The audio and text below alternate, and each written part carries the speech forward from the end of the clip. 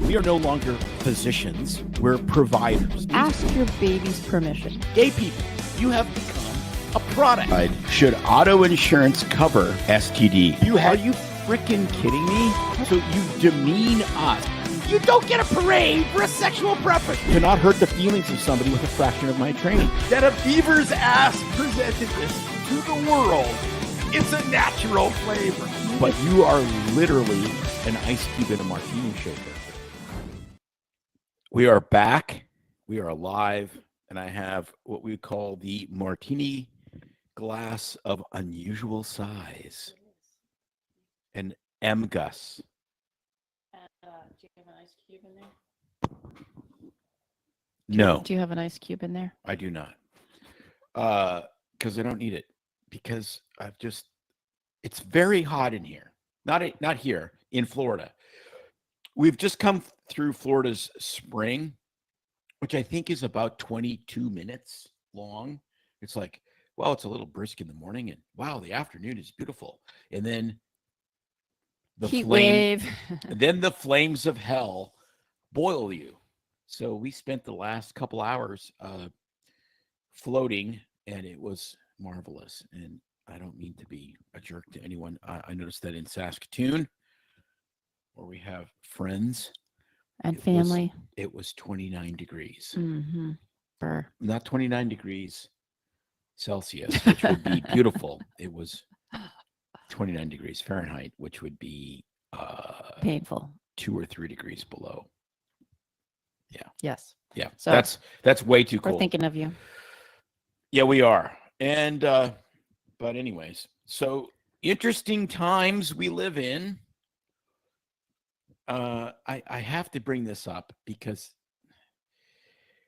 where are the cockles of the heart? Because this sort of warms my cockles. Mm. So Christine Grady. Oh, I know where you're going. Christine Grady was fired today because they had a massive, RFK Jr. and Trump had a massive purge of all of these agencies, FDA, NIH, NIAID, blah, blah, blah, fired a whole bunch of people. And Christine Grady was either fired or reassigned. We're not sure.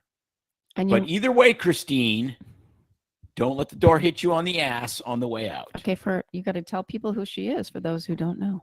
She is Dr. Fauci's wife. So believe it or not, Dr. Fauci and his wife had been working for the federal government, him as the head of the NIAID, and her as, I think she was the chief ethicist or something for the NIH. So they literally had right and left government teats from which they were suckling off of for decades, or as the smart people say, decades. Yes. Decades. Don't usually hear much about her. But no. Now we have. Yes. So sayonara. See you later. Hasta luego, Christine. Enjoy your multi-million dollars of money that Fauci has saved. We don't need you around here no more.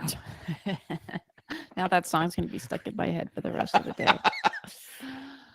Tom Petty. Unfortunate casualty of the fentanyl epidemic. Mm-hmm. But it's true. I have a couple stories today. And it's actually, I really have one story. And I find it really super duper interesting because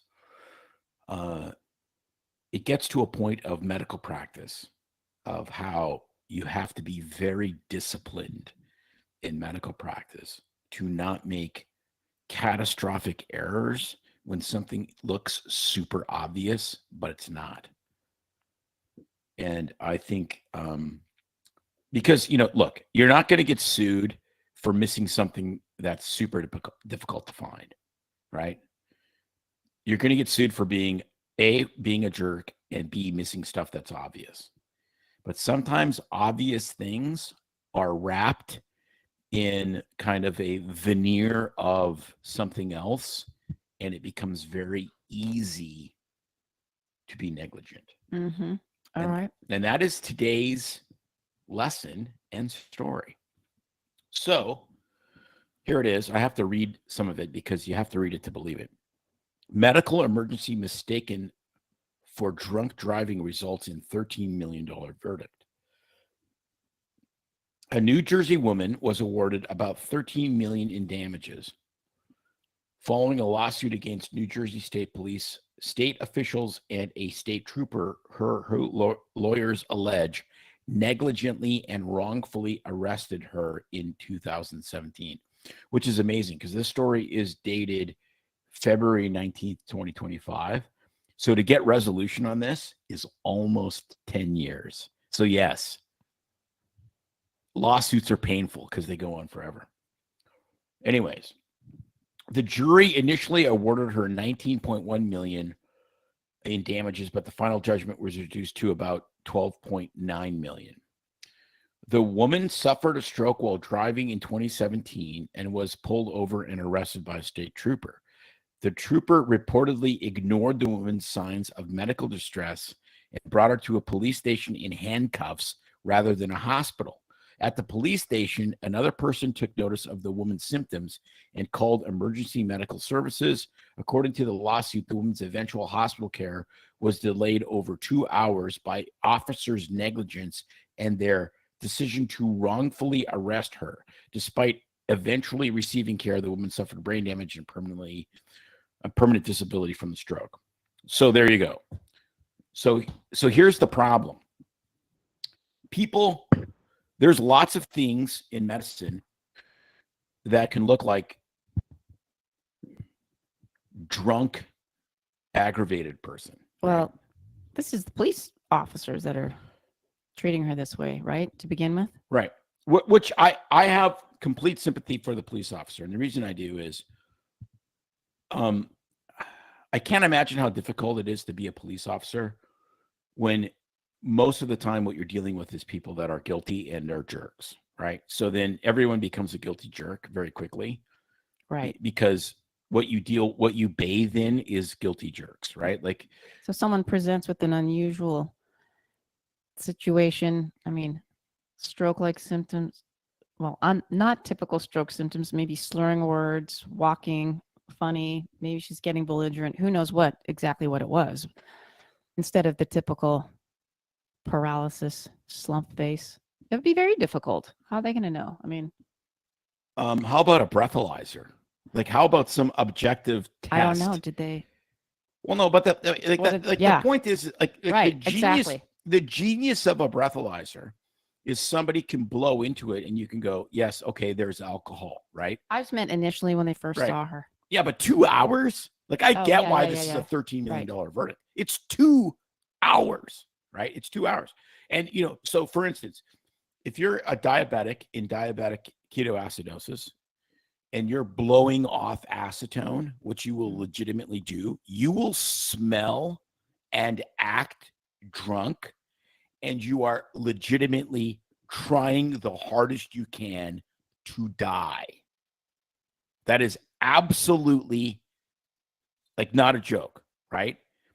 So are you really drunk? No, you're probably going to be going in and out of consciousness. But you know what? Like, if you were driving and, a cop that's dealt with way too many drunk driving incidents, has been to way too many roadside things where he has to, document dead bodies and then go to a house and say, your 17-year-old daughter was killed by a drunk driver. Like, I get it. Okay. Like, these guys are primed for missing this. Right. And I have total grace for that. I get it. But at the same time, you have to eliminate a medical emergency 100% of the time, right? It's like, what do they tell us in psychiatry? The first thing you do in psychiatry is to not make a psychiatric diagnosis. It's to make a medical diagnosis. And then once you've ruled out a medical diagnosis, then you can go down the psychiatric, Now, did most psychiatrists do that? Of course not. It's like, welcome to Prozac land, enjoy. But it does. I mean, it that one, it should make people pause. You know. People, are you talking about people in law enforcement that are coming upon other people, or just in general? Because man, that's a big ask to, but every time what you see somebody question what's really going on.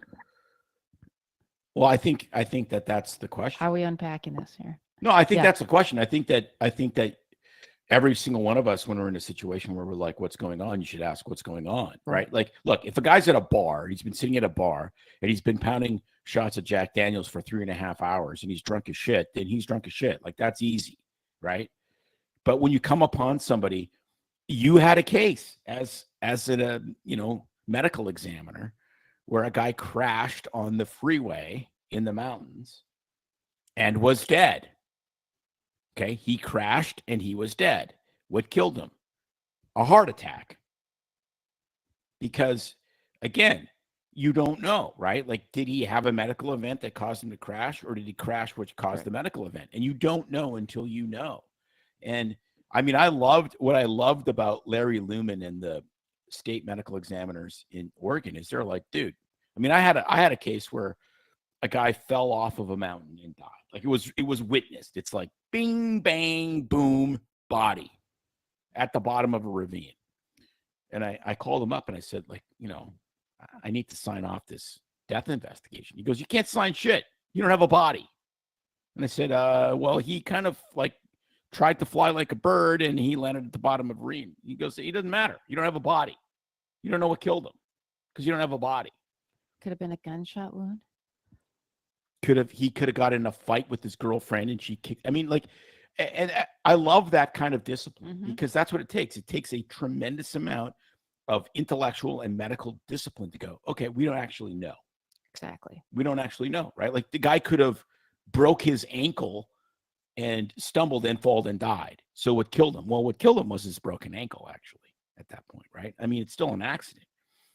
But if there's a gigantic footprint on his chest because somebody kicked him off the side of the mountain, he actually died as a homicide, not an accident. Right. So, I mean, all of that stuff is crazy. But it brings me to another, like, as soon as I read that story, I was like, okay, this brings back unbelievable memories to me. So do you know who Ron Tabak is? Oh gosh. You will when I bring it up. That sounds familiar, but of course there was a family with that last name where I grew up, so I'm confusing them. So if you're Canadian, you should know who Ron Tabak is. So Ron Tabak, or I mean, it's Tabak. I don't know how to say it. I'm going to say Tabak. This isn't the guy in the band, is it? He is the guy in the band. Yes, I know the story. So this is an unbelievable tale that actually altered this story, which is exactly like this $13 million lawsuit, altered the delivery of emergency care services for the city of Vancouver, Canada. Completely altered it. So Ron Tabak was the singer, the frontman for the band Prism. So for all of our Canadian listeners, they'll be like, oh yeah, Prism. If you're our age, you know Prism. So 1977, Spaceship Superstar, like, it just, like, whoa, absolutely, like, Take Me to the Captain, all of the great Prism hits, Armageddon, See Forever Eyes, all of that was Ron Tabak. So Ron was in the band until about 1981, and they fired him. And they fired him probably because he was kind of a-hole drunk drug addict. 80s rock star. Typical rock star. Okay. So what happened is Christmas time, 1984. So he's going to Al Harlow's house. Al Harlow was in Prism. They had a new lead singer. There was talk of, potentially reuniting the band because Ron's voice was so Prism. Like, that was all of the hits, right? So Al Harlow says, come out and come to my house. And he lived in a suburb of Vancouver, and we'll hang out for Christmas and, we'll talk about this. And so Ron gets on his bicycle. Some reports say motorcycle, but that doesn't make any sense. He gets on his bicycle and he starts riding. It's snowy in Vancouver. He eats crap, hits his head. They call an ambulance. They take him to the Burnaby Hospital. So he goes to the Burnaby Hospital and he becomes combative. Now, some reports suggest that he was drinking, which is probably true. So you have a guy that smells like alcohol, is combative, okay, but fell off a bicycle. So they're like, this guy's an asshole, cuff him and stuff him, and they throw him in jail. 2 hours later, he's dead.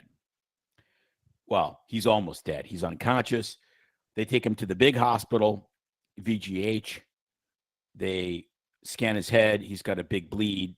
They try to do a trephine and release the pressure, and he dies. And if you've been watching 1923, you know what that is. You know what that is.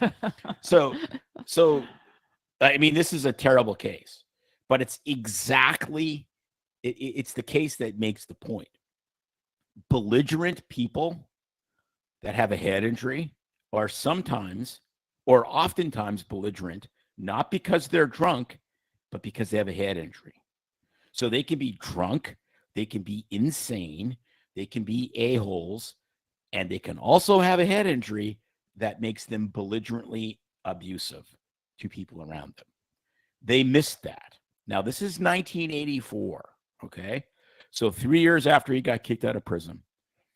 And then, and yet, the hospital he went to, which is a pretty major hospital, you know, at least by today's standards, had no CT scanner because it's freaking Canada in 1984.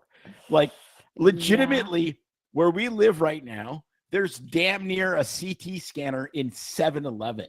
It's like, would you like a Coke Slurpee and a scan of your balls? Well, that's right next door. Well, across the highway from our housing development is a freestanding ER, which is basically like the 7-Eleven version of emergency medicine. At the CT scanner. And there's a CT scanner there because a CT scanner is like know. a stethoscope for emergency medicine Pretty because much. you need it to diagnose damn near everything that's dangerous. So unfortunately, he never got a CT scan until it was too late.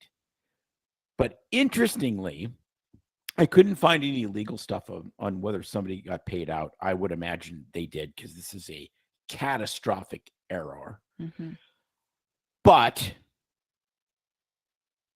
they looked at this and they said, every single person that's in a trauma needs to go to a trauma center. And they actually developed Vancouver's trauma-based centers and where ambulances take people in the city because of the lead singer of prison.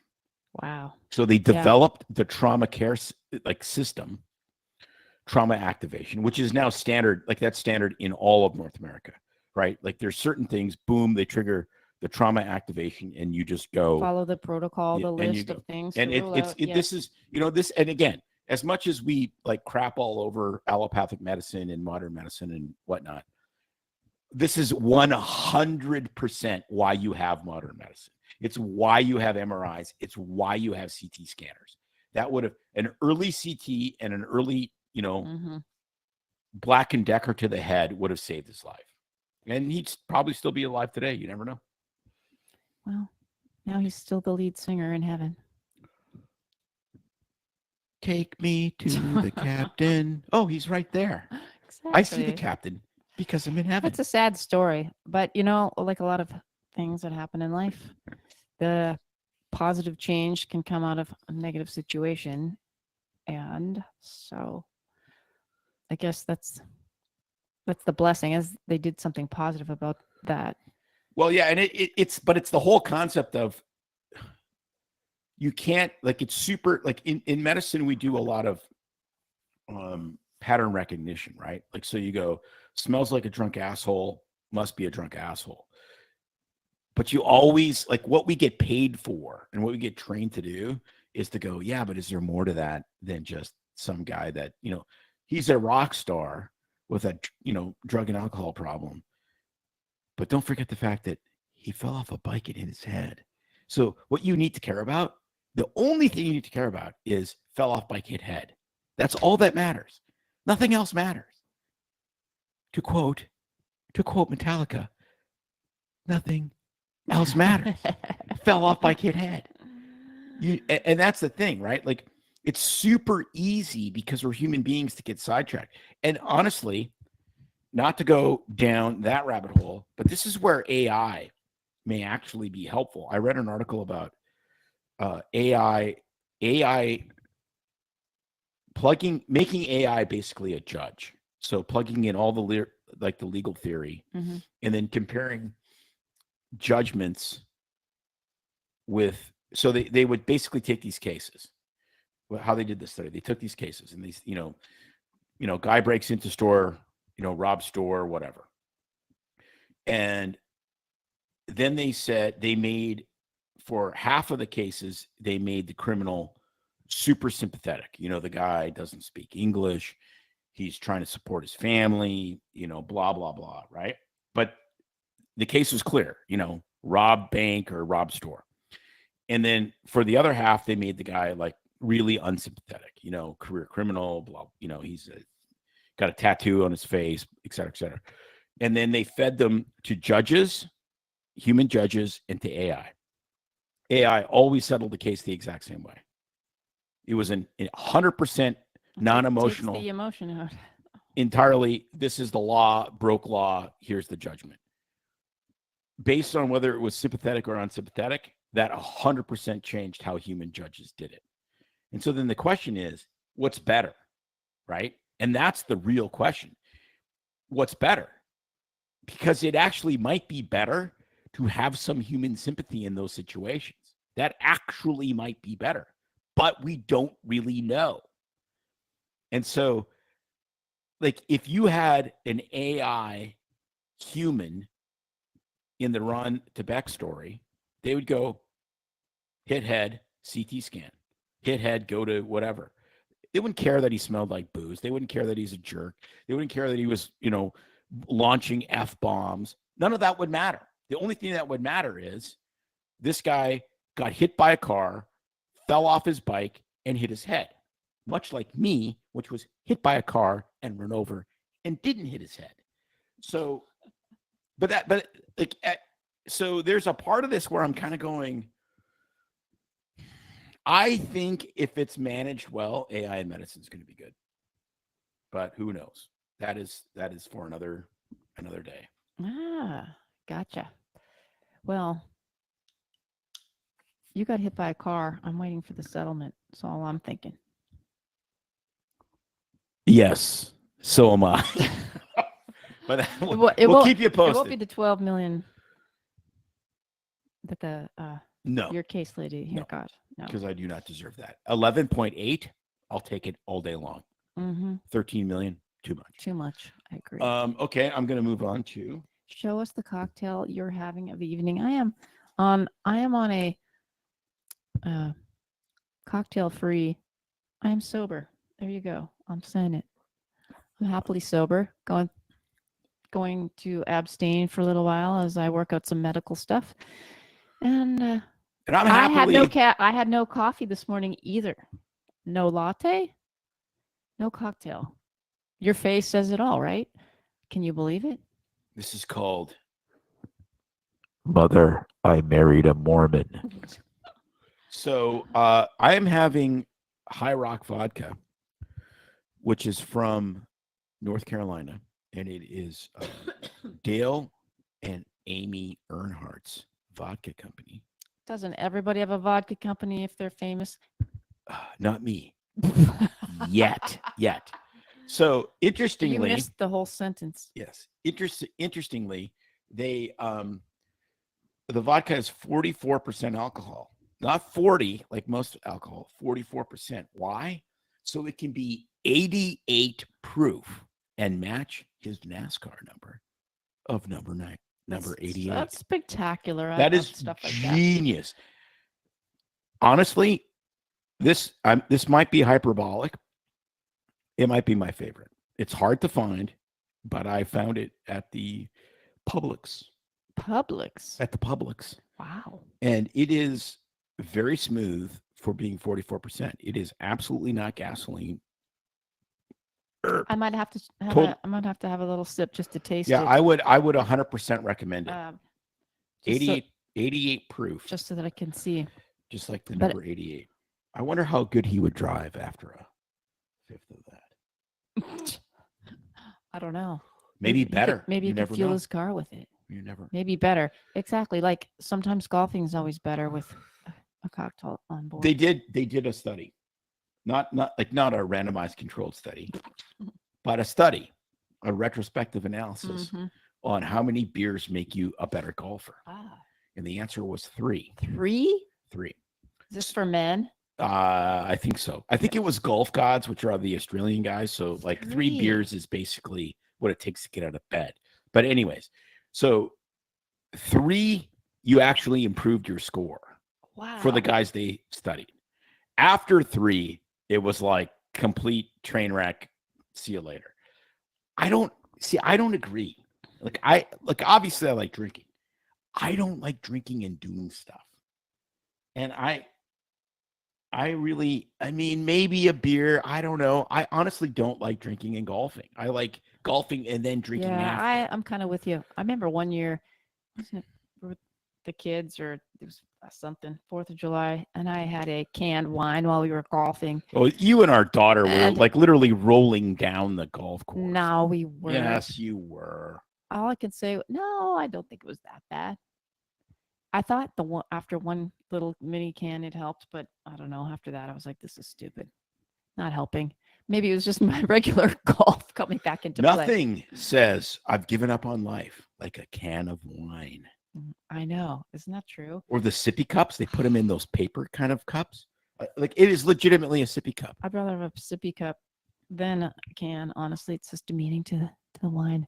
It is. But fun. you get those seltzers now in cans, which is vodka and soda. That's in a can. That's kind of lame too. So what do you do? I don't know. I don't know. Give me a glass Okay. bottle. Okay. Speaking of, I don't know when this show is coming out, but we were talking about alcohol and me abstaining because we did an interview with an upcoming guest all about the importance of your oxidative stress in your body, free radicals, and how to combat that. Free radicals. That sounds like a Free boring radicals. That sounds like a boring topic, but actually, it's all about glutathione, which I think is a big buzzword now. A lot of people are using it, the under the tongue spray, the liposomal, and infusions. And now everybody's got some kind of glutathione patch. There are pills, etc. And we talk about how difficult alcohol is on your system since it is a poison. And depleting your glutathione and what glutathione But it's a does. delicious, Yeah, delicious I poison. know it is, isn't it? It's delicious poison. But what we need glutathione for and how it is one of the most abundant things in the body to help fight aging, get rid of all the toxic byproducts of all the stuff in your system, but also just from breathing. You need it to help clear all that negative ions and so the it hasn't really gotten a lot of attention until more recently, since people are able to now put it in their body in a forum, and we really talk about how it can be really life changing for people. So this interview will be out April 3rd, which if you're watching live will be tomorrow. If you're listening, it will be a few days ago. With Nayan Patel, and it is like when I saw the schedule, I was like, yeah, this could be interesting, but like whatever. The guy is absolutely captivating. He's super passionate. He's got great information. It absolutely blew my mind. You're welcome. This was one of the better. I mean, we've done, I don't know now, close to 400 interviews with people, and this one just completely exploded my brain. Yeah. Well, I've been using his product for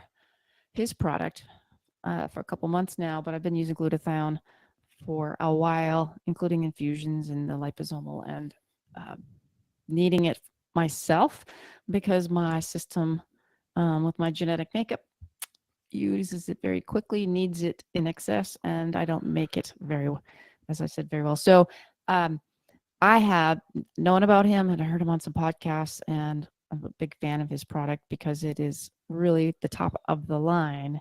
And as he shares in the show, has treated some of the top of the line people in the world, in the US, all over. So that's a great interview. You guys got to check it out, even though he maybe made it sound boring at the beginning talking about oxidative stress. Why it's really part of the longevity fad too. People are using it because, they want to age longer, better. You can actually use it to help your skin look better, but your skin is just one organ. It affects all your organs, from your heart, lungs, immune system, to that outer glow. But it also, what it's doing on the mitochondrial level to really help keep your cells functioning well. Because the biggest organ in my body is my skin. Yes. So you got a lot of that wrinkly skin there. I do. No, I'm kind of going for the leathery Florida guy look, and I'm succeeding, actually. I want all of my arms and everything else to be very youthful and just have that face that's 25 to 50 years older than the rest of me. Oh, then I am succeeding wildly. No glutathione spray for you. Yes. Yes. Start spraying it right on your face. What look are you going for? I'm going for leathery Florida guy that fishes all the time and is 80 and doesn't look a day over 300. Well, okay. Success shall be yours. Anyway, on that fun note, I think it's time to wrap this show up. Let you guys get on with your rest of your day. Please share, give us a review, give us feedback. We would love to hear from you, and check out all the amazing guests we have coming out on the show. As always, stay safe. Kidding. Stay BS free. There's no such thing as safety, kids. Don't stay safe. As soon as I said that, I was waiting for the. Don't stay safe. Stay BS free.